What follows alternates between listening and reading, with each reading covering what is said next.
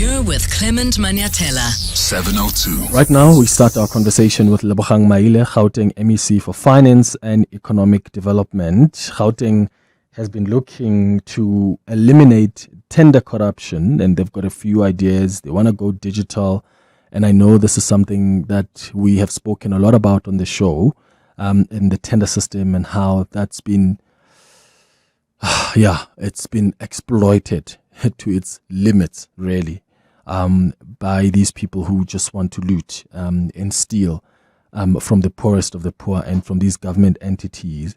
So what the Gauteng department has aimed to do is to go digital.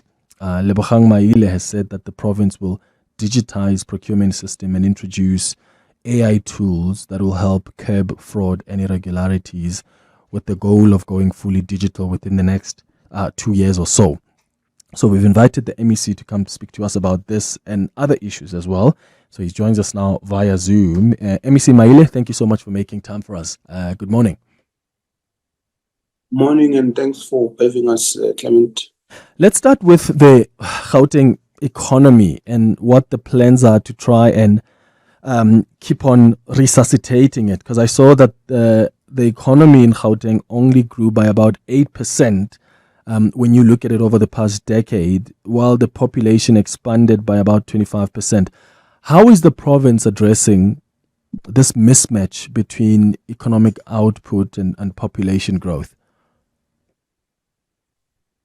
One of the decisions we took last week, Wednesday, was to adopt an economy plan for the province, which we will be unveiling how we want to grow the economy of the province. And some of the things that we will be saying, which are contained in that plan, includes the growth target that we'll be setting ourselves, includes how we want to reduce unemployment, how we want to fight poverty. It includes which sectors we will be prioritizing in the Gauteng context, and how we will be collaborating with other provinces, especially immediate, those that are next to us, the Popo, Free State, Mpumalanga, Northwest, amongst others, because there's a lot of activities that are taking place and can be taking place amongst these provinces with ourselves. But it also will include how we will focus on township economies. As you know, we've been focusing on that. We will also be in that plan explaining how we plan to contribute towards the national growth target. Because if national was to achieve the target which the president has said, Gauteng has to come to the party and grow significantly. So in short, and I know I'm not giving you specifics, Clement, I know you're saying, but what exactly I'm saying. But the plan is there. That's what I would say. You know, we came into office last year as this seventh administration, and we have acknowledged that there are several challenges, and unfortunately some of those challenges are beyond us. They will require national government, like the issue of energy, the issue of water infrastructure, and then there's other challenges which might be continental and international. So we will have to work with the national government because the Gauteng economy is part of the South Africa's economy, and we can't build it in isolation from the national government's effort. Yeah. But what sectors are you looking at? I'm hoping you can at least give us a taste of what sectors you will be focusing on as you try in that plan to grow the economy in Gauteng. Because there's been criticism in the past that there's been an over-reliance on a few sectors. Manufacturing's contribution to the GDP, in fact, has been shrinking. And I know in the past you've re-emphasized reindustrialization as central to Gauteng's strategy. So how are you revitalizing sectors such as automotive or pharmaceuticals? I'm trying to get a sense of what sectors you're going to be prioritizing that are going to help grow this Gauteng economy? Yeah, as you know, the Gauteng economy is diversified. You all have almost most, if not all, sectors. We just need to decide where do we focus based on the performance of those sectors. One of those, and I'll come to the automotive and manufacturing. One of those is tourism. And I know many people think we're not big on tourism, but when you look at the numbers, I think just in the last financial year, there's been at least 3.8 million people who came to the country. And unfortunately, we have not been able to keep a lot of them in the province. Some of them come and they are en route to other parts of the country. So one of the things we would have to work on is to increase the stay of visitors in the province, and that will significantly contribute towards economic growth and job creation. The automotive sector, as you know, we are one of the provinces, including, in fact, we are one of the three, I think, that are biggest in terms of the manufacturing in the automotive sector. The others will be Eastern Cape and KZN. And in Gauteng, you already have BMW, Ford, and Nissan amongst other players who are manufacturing. And there's been plans to, for instance, expand a rail line from here, starting in Tshwane to Gqeberha, to expand it so that we are able to move goods easily in the automotive sector. As you know, they're based in Tshwane. And National Treasury has been supportive. They've made monies available, but there were some challenges on the issues of tariffs, which includes Transnet. And that's the point I was making earlier on, that there are issues that are beyond us and they will need the support of national government. But we are working, and Ford is the off-taker, for instance.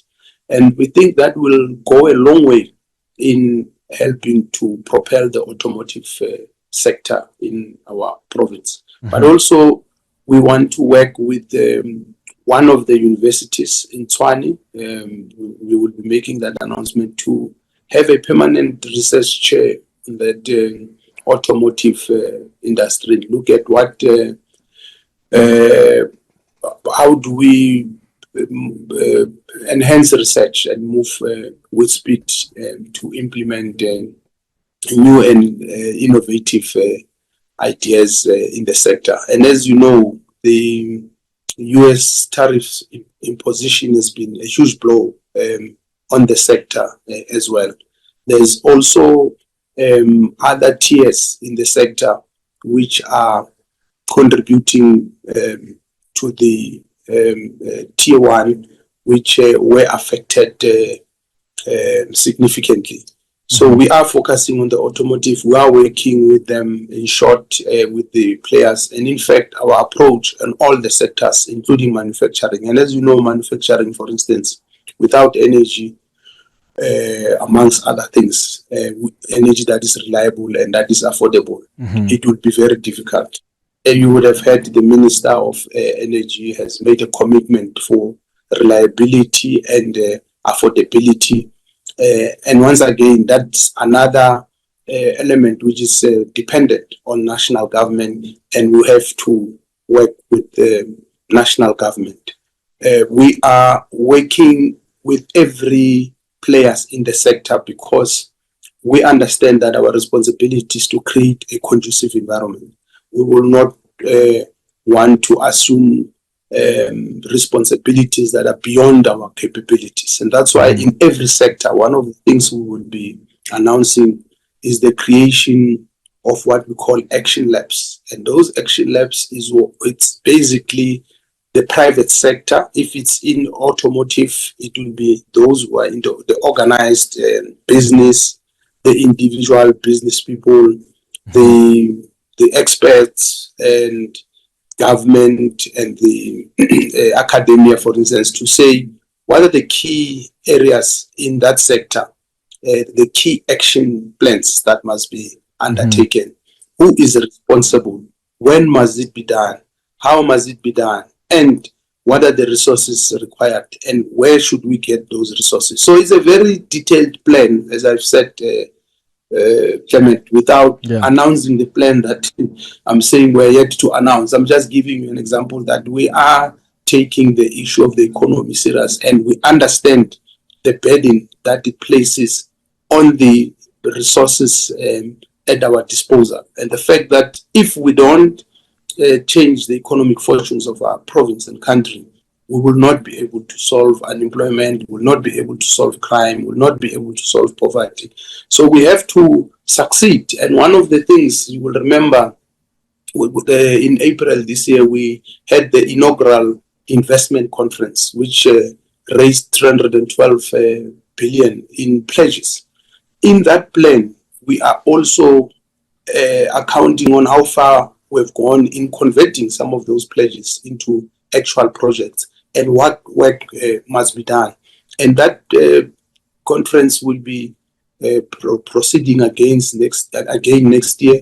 And we are working on a plan to consolidate the continent and start inviting our brothers and sisters from other parts of the country, the continent, to invest here. You have seen people like Dangote investing in African countries, and we think that if we're to focus better, we can be able to attract more of investors in the continent, but also here in the country. We've got a lot of investors, but there are certain things we must address. You correctly raised the issue of corruption, and I could sense the frustration in how you dealt with, and the disappointment, which is what all of us feel, by the way. It is discouraging.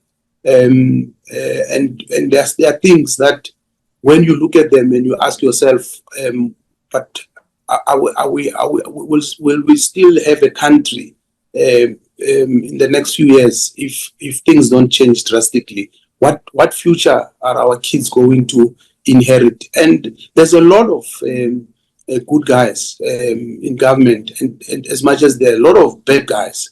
And the good guys must be supported and must work hard to fight corruption, because if we don't fight corruption, we will not attract investors. We will not succeed in our endeavors. All the money that is meant for changing the lives of the people will be going into individuals. And of course, part of dealing with that is, making sure that you change this tender system and to try and eliminate tender corruption by going digital. That's a plan that you've announced, the automation of financial system as a key anti-corruption measure. How will it, based on what you have seen, how is it going to reduce the opportunities for fraud and irregular expenditure and corruption? It's one of the key interventions we've made, and I'm going to come to it now. I want to start by explaining that in Gauteng we've got what we call an open tender system.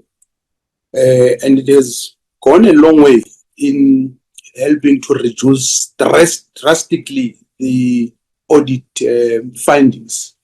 And that's why when we were releasing our audit report in the last month, we were able to demonstrate and show progress in a whole range of areas, including the fact that we have more clean audits now, more better audit outcomes, but it doesn't mean the problem has disappeared. So I think I should firstly start there.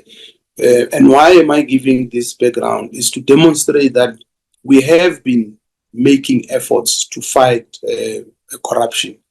And that's why in the open tender system, we have probity auditors. We have an open, when the adjudication is done, those who are interested, members of the public, are invited to come and observe. But now we are saying we want to minimize and ultimately eliminate human interference, because we know, Clement knew that it's people, whether we are in government, working with some in the private sector, it's people who are committing this fraud, who are committing corruption. So if we can minimize and ultimately eliminate human interference, I think we will see better outcomes. And I'm not saying it will be a panacea, and I'm not saying systems can be manipulated and all that, but at least we will have comfort that we are able to trace these activities. And that's why the AI capability of such a system becomes important. And it is for that reason that we said, no, for now we are piloting in about 5 institutions in the provincial government, including the Premier's office, including the Department of Treasury and the Department of Transport. And hopefully in the next financial year and that subsequent year, we will fully digitize and ensure that all our tenders, including, and this is important, including the 3 quotation system, because that's where what you see in Tembisa is the 3 quotation system. Highly manipulated, because people call and ask each other quotations and all that. So with the tender system, in fact, despite that there's still problems, but it's not as rotten as what you have seen on the 3 quotation. So this automation and digitization is not just for tenders, it's also for the 3 quotations. And we've started piloting in some of the departments this 3 quotation thing, so that you can't have a system that is controlled by people.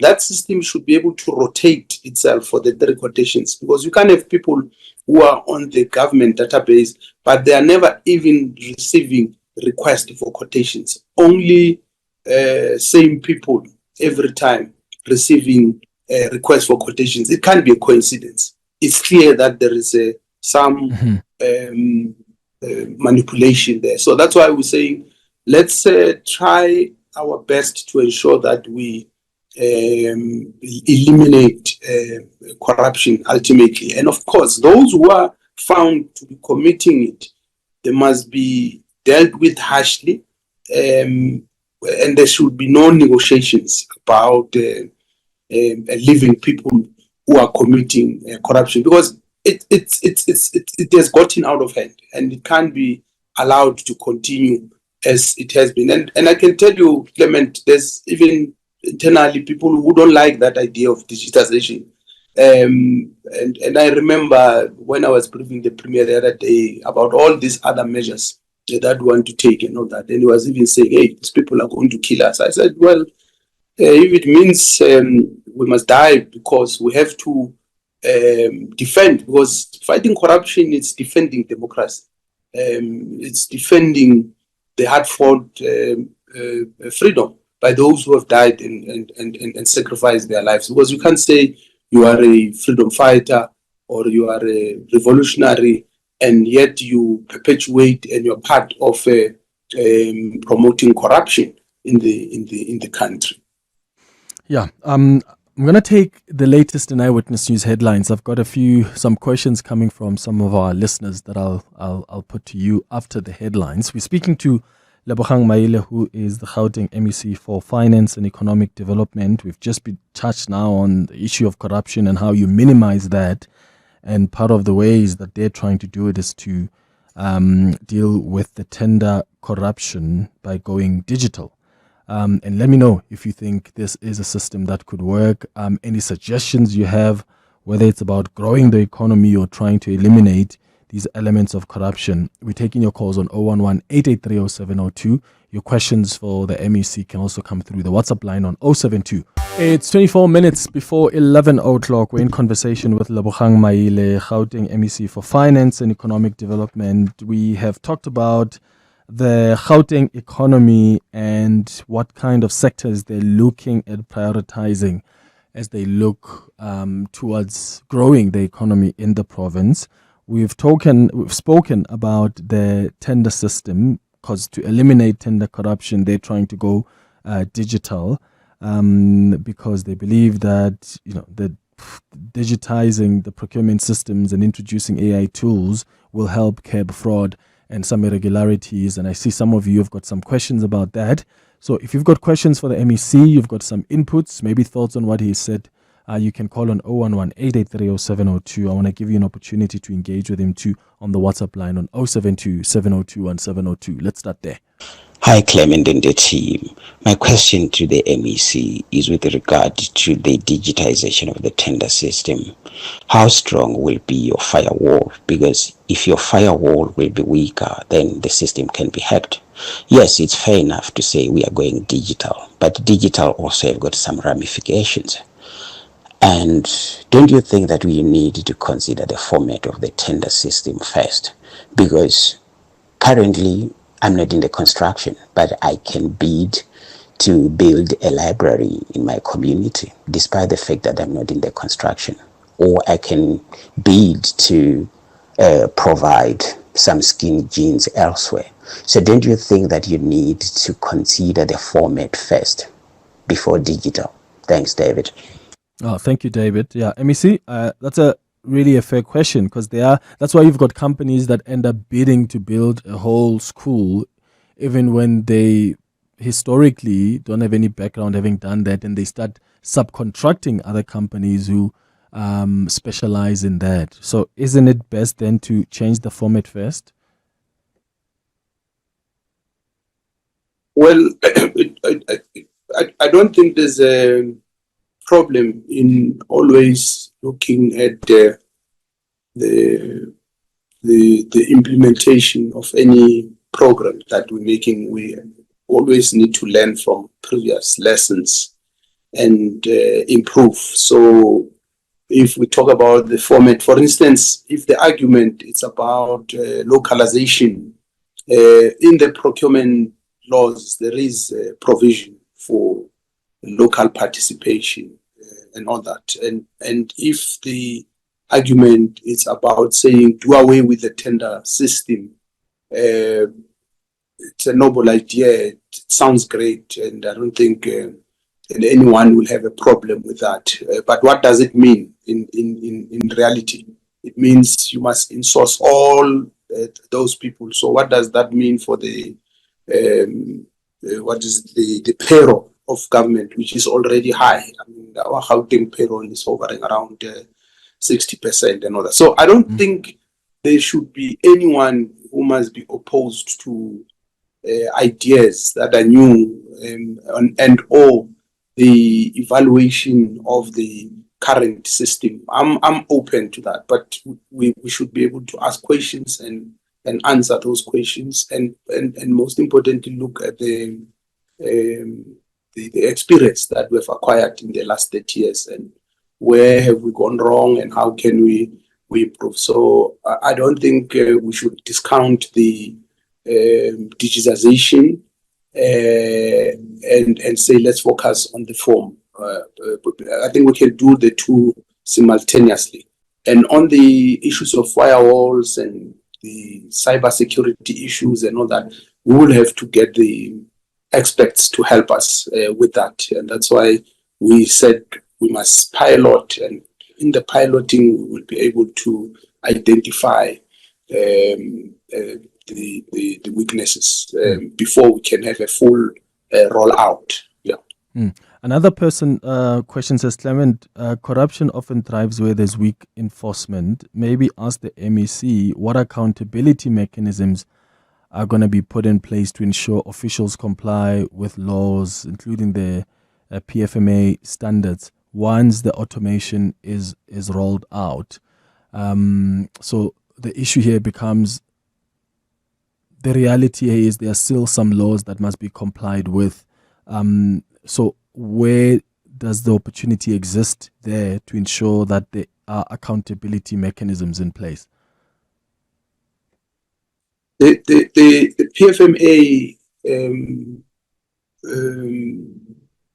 states certain principles which are non-negotiable, like transparency, fairness, competitiveness, value for money when you procure goods and services. So whatever system that you put in place has to answer those fundamental principles that are in the PFMA and in the Constitution of the Republic. But there are various mechanisms that Treasury puts in place, including instruction notes to be able to guide how departments must carry their activities.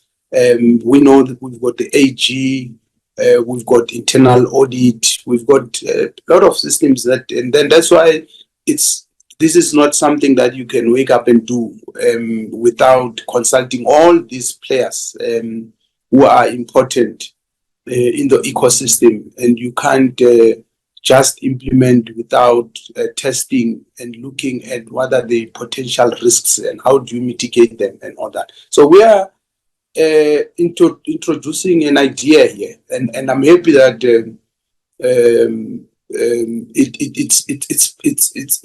it sparks a discussion, and people are beginning to question. Okay, we hear you.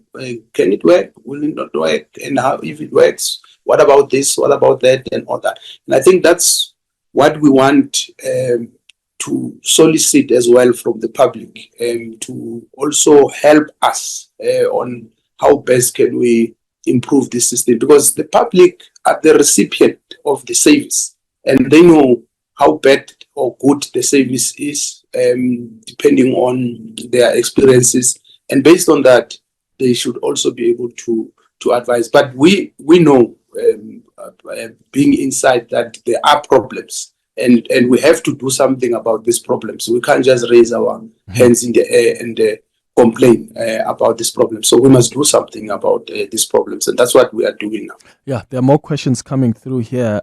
One is around the late payments to suppliers and the potential manipulation of invoices. The question is, what is your department doing about that?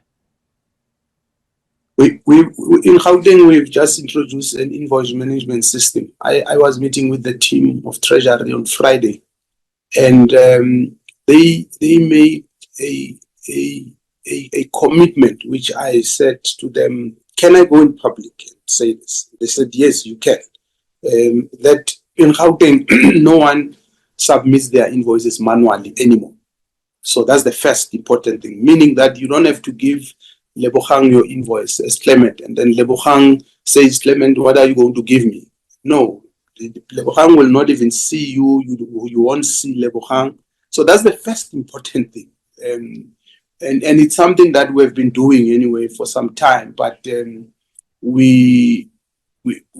was not fully automated. So on the invoicing system, we are fully automated now. That's the first thing. The second thing, I can tell you now without any fear of contradiction that we pay our invoices, at least 96% of our invoices, within 30 days, except for one or two departments where there are big problems, which we are working with the leadership of those departments to sort out those issues. And the challenges that have to do with accruals in those departments, challenges that have to do with the baseline of those departments, and I'm referring here to Department of Health, because you'll ask Clement, health and infrastructure. But in all the other departments, when you combine, we pay more than our invoices more than. And by the way, I must hasten to add that there's been improvement. In fact, I've been contemplating to even issue our third quarter financials for the public now, because we've been doing it annually. So I'm thinking that perhaps we should do it quarterly, so that, and in that report will also show how we pay invoices, how many, because we are also not only looking at 30 days, we have also imposed 15 and 10 days on ourselves. So we monitor that as well. So if I was to release the financials, the second quarter financials, I'll be able to give you a breakdown per department too, because ultimately we want to get to a point where we pay invoices in 10 days in Gauteng. That's why we said the law says 30 days, but let's start and see if we can do it in 15 days. Okay. We can do it in 10 days. And in fact, it is done in a lot of areas, and there's been some improvement in this quarter from the Department of Health as well. Okay, let's run through some of your questions so that the MEC can respond to them before we wrap up the conversation. One message on the WhatsApp line says, Clement, the MEC is talking about tourism. This is actually the sleeping giant for employment. However, because of crime, we're not reaching our full potential. Tourism buses have previously been attacked, and I've never had any priority protection plan on such issues. That's a message from Malta in Sunnyside. Semi, you are in Pretoria. What's your question or input? Good morning. Okay, good morning, Clement. Clement, I hear the NEC that says that they're going to implement artificial intelligence and automation to make sure that the tender system goes smoothly with the corruption, right? But then, artificial intelligence and automation are not a new thing. They've been around for more than 40 years. Now, if they know that these things are going to combat corruption, they've been in government for more than 30 years. Why have they implemented these things? And the second question is this: those artificial intelligence systems and AI, they need to be built by someone. Who's going to build them? Is there going to be a tender to build those systems? And how are they going to make sure that the tender is not being corrupted? All right, thank you for that question. Those two questions, Semi. I'll get the MEC to respond to them in a moment. Here are some WhatsApps as well that have come through. Hi, team. My question is to data level: is which AI tool specifically are they going to use, and what is it going to check for specifically in order to combat corruption? That's what I need to find out, because it's just AI tools. Which AI tools specifically? Hi, Clement. This thing of tender system is like to boost one another. I think it's better if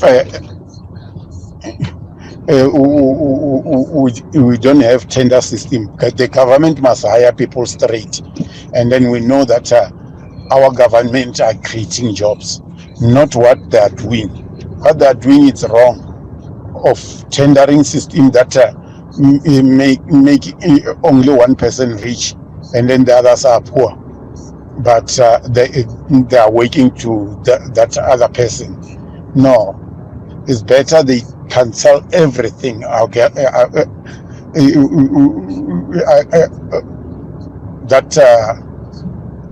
It's accordingly tender system is wrong. Thank you.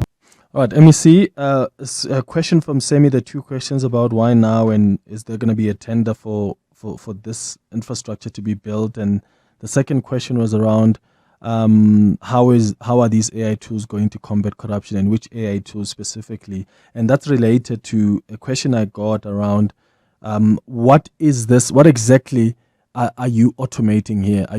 Is it like calling for quotes or adjudication? Because also the requests for quotations are not drafted by sometimes qualified individuals. Like the evaluation committee is often comprised of internal employees who really don't know much about construction. For instance, to use that construction example, that's another question that's come through. How do you plan to mitigate this risk? Yeah, no, thanks for the questions. When you asked me a question, you'll remember I started by giving context on the open tender system. And I did explain that we're not starting now to fight corruption. And I did explain that there has been some progress in dealing with issues of audit findings, and there's been improvements. Even the number of clean audits, I dealt with that, and I said that it doesn't mean that the problem has disappeared, and hence we must always find new ways of dealing with the problem and making sure that we eliminate completely. And I deliberately use the words minimize and ultimately eliminate because it's going to be gradual. It's a complex matter which has to be treated with the seriousness that it deserves, because these are public resources. This is about the lives of people, especially the poorest of the poor. It's about the future of our country. So I dealt with that issue that way when I started, because I anticipated, correctly so, that someone will ask, why only now? What have you been doing all along? So there's a lot that we have been doing all along, and this is and you will remember you also said this as a main, and I said one of the initiatives. So in how I crafted my answers, I was clear and deliberate, because the narrative shouldn't be that we're only starting now. We're not. We have been starting. We have long started, and we have seen results in certain areas. And I even went on to the issue of the quotations and all that, to say we don't just want to do the tender, we also want to do the quotations. As to who will do this and all that, for now, we have appointed the Gauteng Management Agency, which is the entity of the provincial government that has been using this system for about 4 or 5 years, to look at how they can help us and how they can fast track this process. So there is no tender, as far as I know, on this system. The GMA is doing it for us. And I want to agree with the caller who was talking about tourism. And that's why in the economic plan, one of the things we would be talking about, it's the fighting crime. We've got a 10-point plan, which has been there on fighting crime. So it's there in the economic plan. That's what I was saying to you, Clement. Perhaps I'll have to come back and talk about it in detail, because it's broad. It covers a whole range of issues, and including what must happen in every sector. And it's very, very comprehensive. We even have to do an economic modeling that shows, if we're to attract so many billions, how much does it mean? How much do we need to invest? How will that impact on economic growth and all that? What are the dependencies? And so it's not a thumbsucked document. We had to consult with the private sector. We had to consult with the academia and all that. And that's why it took us this long. And we even agreed that it's a living document. It's not a casting stone. As we implement, we will be learning, but also improving on how best we can change the structure and the status quo. All right. One person, it's Tipani on the WhatsApp line, says, Clement, the problem sometimes when you listen to politicians is that they want to take advantage of people's outrage by creating an opportunity to steal. So there's an issue of trust there. Another person also on Twitter says, Clement, how are we supposed to take the politicians seriously when they decry corruption, and yet we still see them hanging out and fraternizing with the same people who are exploiting the tender system, like Edwin Sodi? Please ask Lebogang Maile, how are we supposed to trust them when that is happening? Yes, Emisi? Yeah, no, thank you very much. You see, we must not just, and I know people like making accusations, and it's easy to soil people's images and characters. So if there's anyone, for instance, Lebogang, who is working with criminals, call him out, get him arrested. We have seen people have been arrested as we speak in the country.